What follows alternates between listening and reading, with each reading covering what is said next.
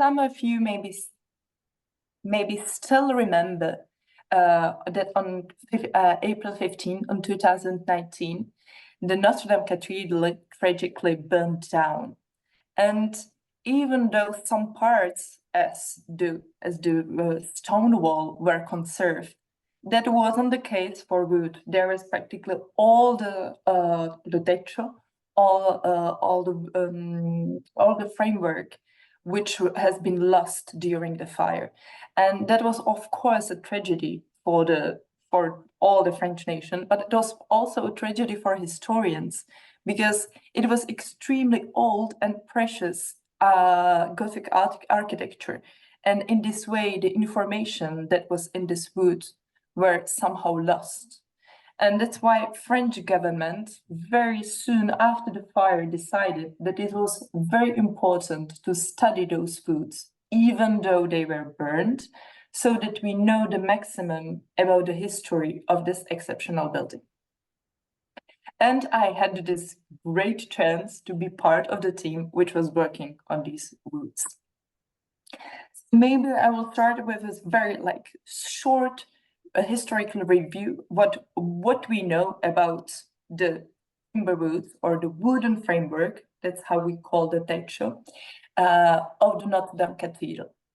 So the cathedral was constructed during between 12th and 14th century. And we suppose that the construction needed around 1,000 trees, which is not so much actually. The one. Oh, there's, okay, Alejandro, I think that you see the presentation. Okay, what I can do. Sorry, that we're seeing just the presentation window, which is fine. We can see the presentation just a little bit small, not the. Is it better now? I will try it again. So, okay. And I think there, if you hit F5, it'll work. Or just, yeah. Is it better? Do you see it, the whole? Oops. Yeah, we see the presentation now. If you just hit F5, I think it should work, or put it in the whole screen. I'm going for that. Oops.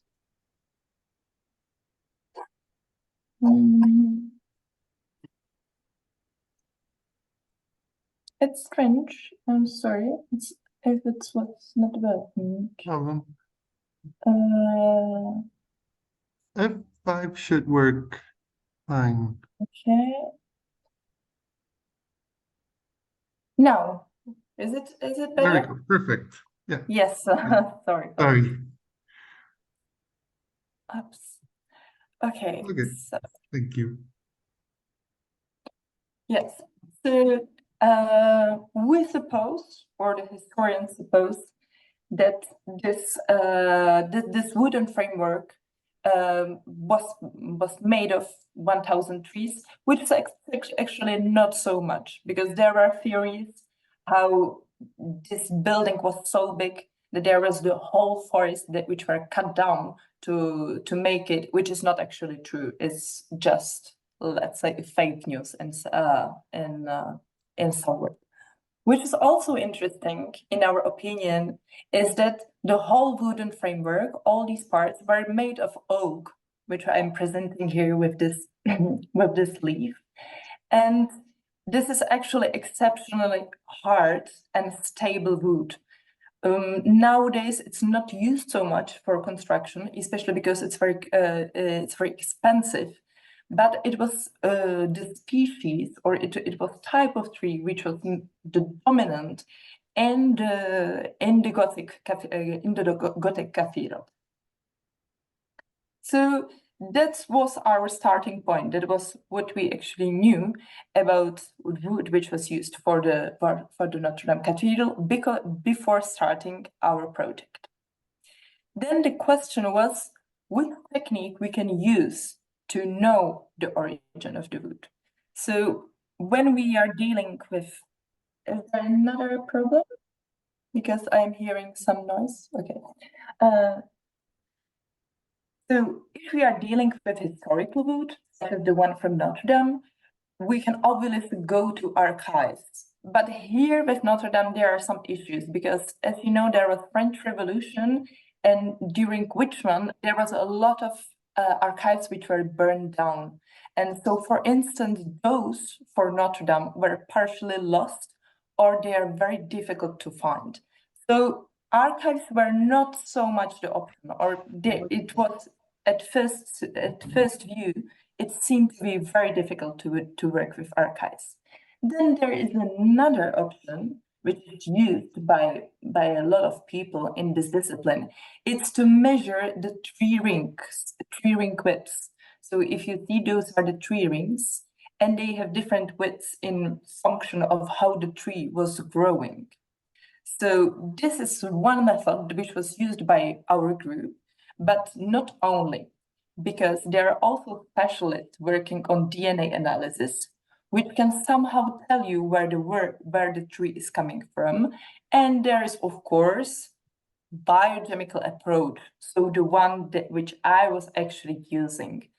And this method, it's based on assumption that the tree has composition which is very similar to the soil which is growing on. So this is this very basic principle of the biogeochemical approach is explained here. So we suppose that the tree is absorbing nutrients which are in the soil. And so if the soil is, for instance, very rich in calcium, the tree and the root will be also very rich in calcium.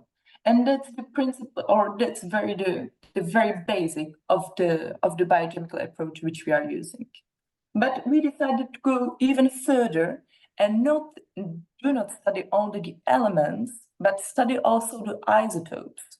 So I'm not sure how much you're familiar with isotopes, because they are used by archaeologists, for instance, but not so much for the cultural heritage itself. So isotopes are somehow different variants of one element.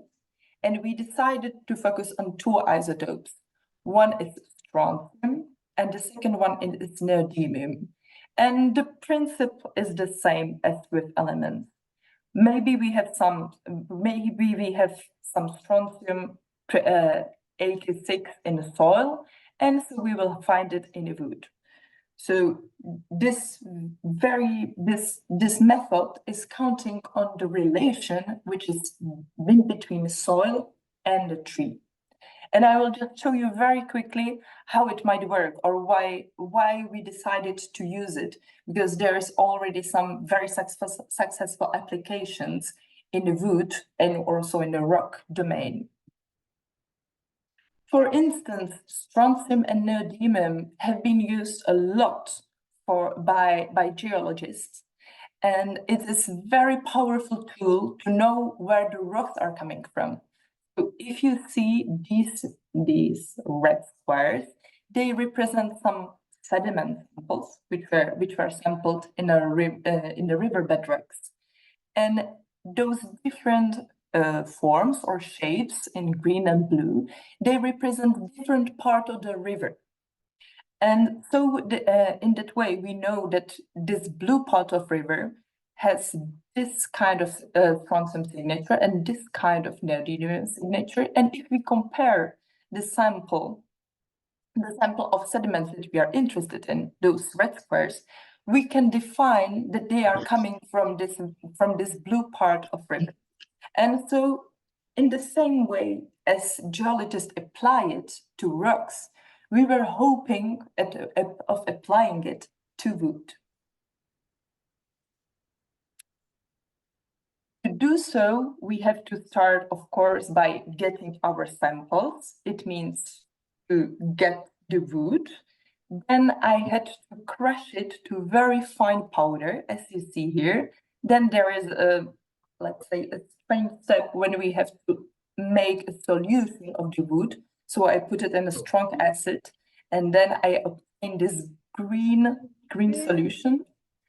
And then one, yes? Una película que tiene 5 nominaciones.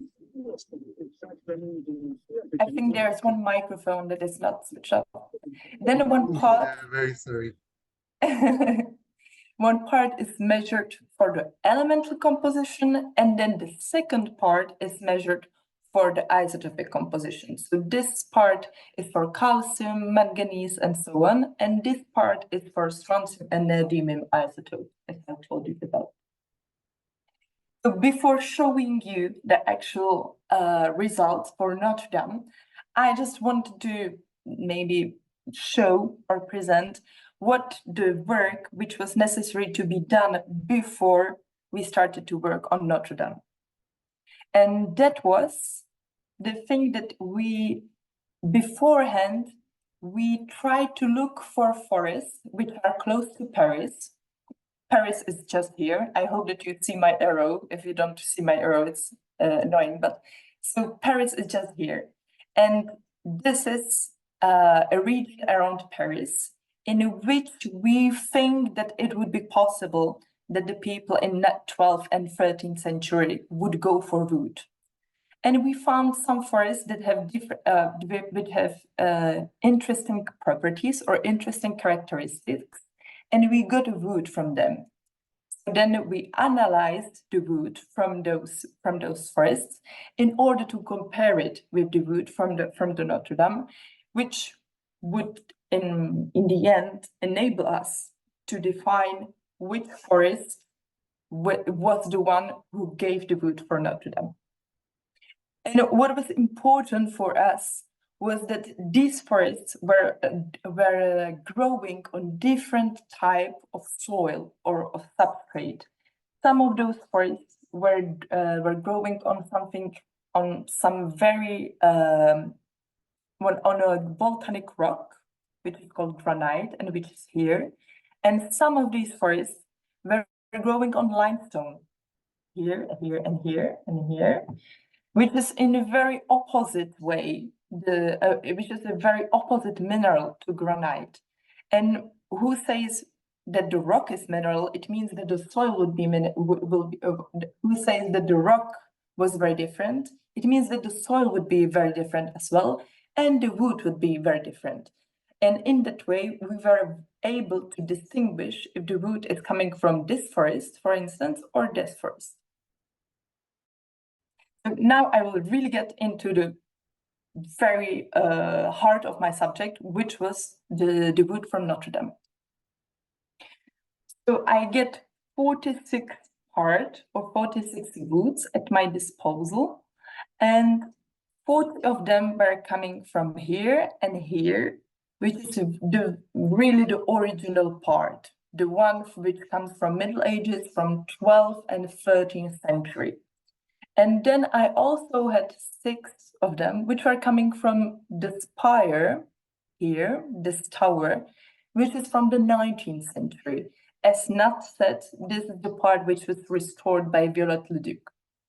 So they were all like, we analyzed them separately because we know that the forests which were used in the Middle Ages are probably different from those who were used in the modern ages. And I will start with, I will first introduce you my results for the part from the Middle Ages. So here is analysis which I realized by comparing Notre Dame wood, which is here represented by these black crosses, and different forests which we sampled near to Paris. So these forests here. So you have these colors, and you can find the same colors here. In this way, we were able to say that most of the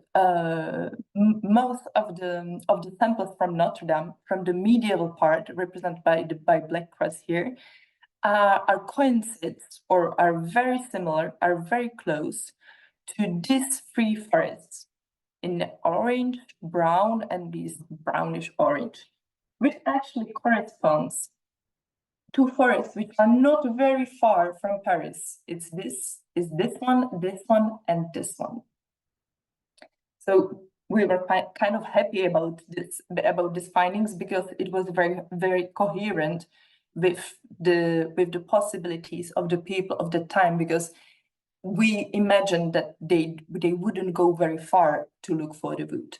But we wanted to go a little bit further because we know that the Notre Dame was constructed in quite a long time, and so we suppose that the wood must have been brought to the cathedral period by period. They didn't get all the wood in one time. They must get it in multiple times.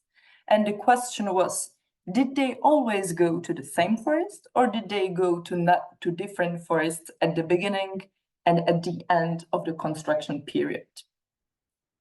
So for that, we've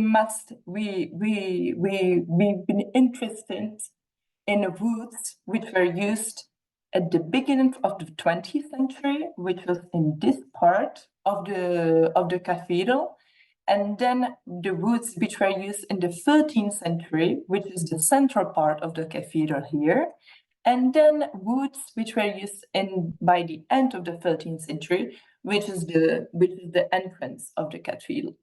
And again, we analyze them separately so that we can know if they are coming from the same forest or from different forests. So here, just to simplify, I am using the numbers used of the groups, which are represented here, also on the figure, which is here. So this is the very beginning of the construction of the Notre Dame. This is the very end of the construction of Notre Dame. And at the first side, we can see that, for instance, group 1, 2, and 3, they are very close to each other. So we suppose that during this period, so maybe let's say by the end of the 12th century, the forest was probably the same which was used. But for the group 5 and for the group 4, we see that the number of the samples doesn't correspond to these forests, and they rather correspond to other forests, which is represented by those two brown triangles, which mean that by the end of the construction of the Notre Dame, they were using wood coming from other regions. I can just show you which. So we suppose that at the beginning of the construction, they would be using woods coming from here, whereas at the end of the construction, it would be rather wood coming from here or from here. And that was interesting for us because at this period, we know that Paris was using a lot of wood because there was this urban expansion, and we suppose that somehow they ran out of wood, and which is maybe the reason why we observe this. They must change their forest source, because probably this the first forest was not able to produce any wood anymore. Now I will come to the second part, which are the woods which were used in the 19th century, which I have only 6 of them, and which are represented here by this by the letter F. And here it's a little bit hard for us to interpret it actually, because some of the woods from the 19th century corresponds very well to those two forests, whereas other woods from the 19th century correspond to the other woods. And so what we think as the most plausible hypothesis is that even in the 19th century, they were using different sources of the wood and not only one forest. Now, as you remember, at the beginning of my presentation, I said, well, archives for Notre Dame are very very difficult to find. But in our team, there was a great historian who actually made it. And in one archive, he found out a mention which was saying that a wood from one particular forest was dedicated to the Notre Dame construction. And this forest is around 15 kilometers from Paris. It's just here, where if Paris is here, you can see that the forest is here. Nowadays, the forest is called Forest of Notre Dame, which is kind of funny because we could think about it like at the very first moment. But the reality is that in the 12th and 13th century, the name of the forest wasn't the Forest of Notre Dame. This is a modern name. But in any case, so that this historian find out that the wood from the Forest of Notre Dame was used for the Notre Dame construction. And that's something that we can actually confirm with our data, because the Forest of Notre Dame is very close to the Forest of Fontainebleau and Villefermois. And we have measured those two forests. And we know that if we compare the wood from Notre Dame with these forests, we have a good match.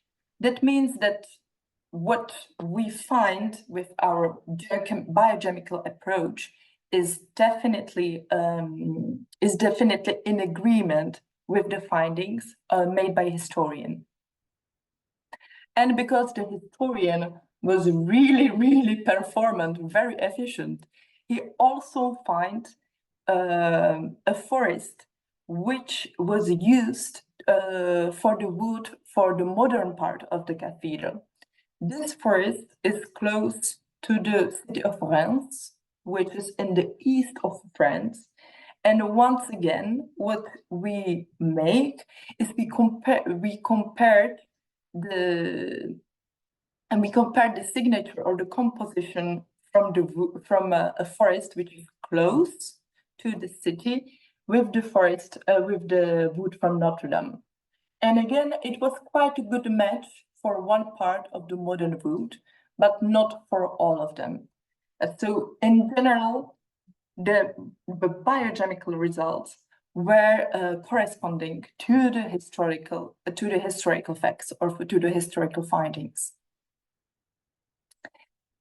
So, as conclusion of my thesis, I might have said that the woods or the timber woods which were used to construct Cathedral of Notre Dame were from multiple origins, not only in the Middle Ages, but also in the 19th century. It means that even at those times, people were aware of the fact that they cannot just source all wood from one forest, because otherwise the forest would be dead, or the trees couldn't regenerate anymore. With the biogeochemical approach, I was able to say that the wood which was used for the construction was coming from silt substrate, which is represented here on this map with this beige brown color, which is origin very close to Paris, which is not surprising because at that time people didn't have transport methods. So, and what was important for them was to find the wood very close to river. So, for example, here or here, so that they can raft it down the river towards the town, because the water was the best way to transport heavy subjects on a long distance. And what was also very rewarding for us was that the biogeochemical approach is actually a good way how to confirm the historical archives. So thank you for the attention. I hope that I respect the timing less or more.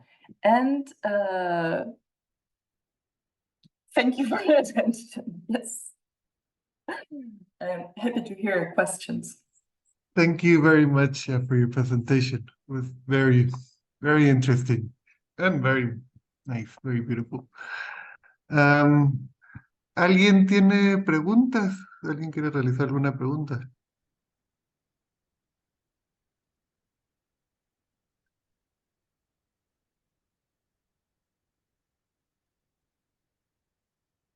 Sí, por favor, I, Juan I think Antonio. I've seen one, Juan Antonio. Sí. Quería preguntar en español, Yeah, despacio, I think la, it's okay. I understand ah, Spanish. Ok, perfecto. Yes. las nuevas cubiertas que se van a poner, Mhm. ¿de qué lugares están viniendo? Ah, yes. Yeah, so I will reply you in English.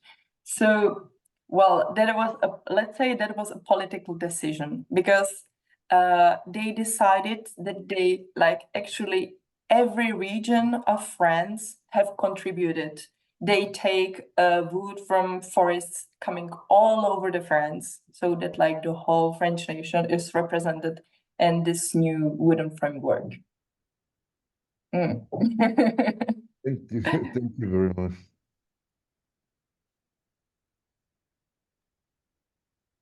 I think I saw that they were doing like it's an honor to donate wood to for the restoration. Exactly. There was a lot of private enterprises who actually offered wood because they wanted to contribute to the restoration of Notre Dame.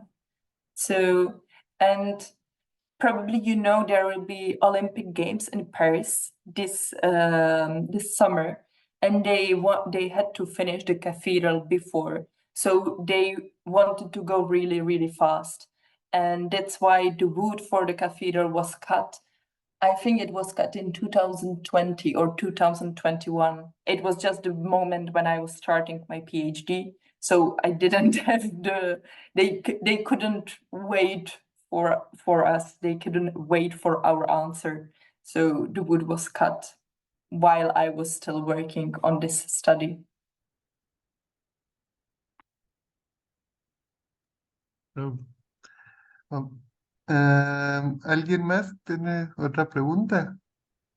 Este tema puede ser en español, como pudieron ver.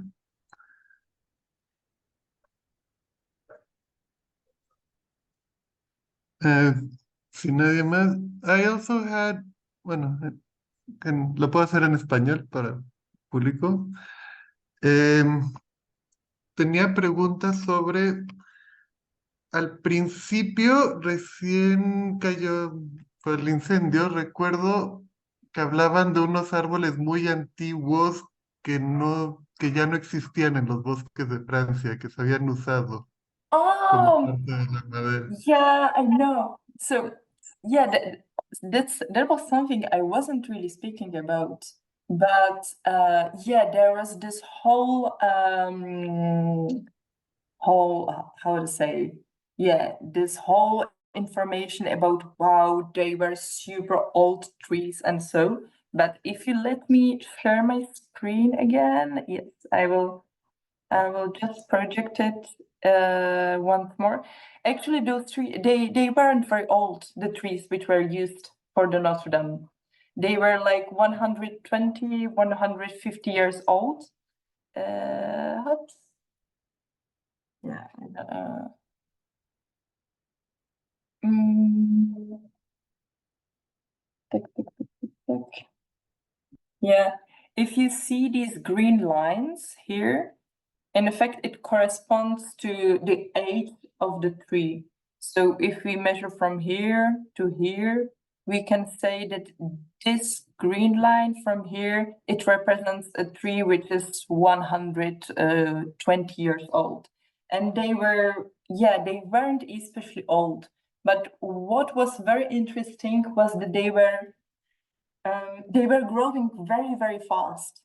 And it means that the trees at that time were very narrow one to each other, that the forest was probably very, very dense. And this is something that we cannot find in France anymore, because nowadays, I don't know Mexico very well, but when you walk in forest in France, it's very spacious. You have a lot of space in between trees. But those trees which were used for Notre Dame, they were really close to each other, stacked.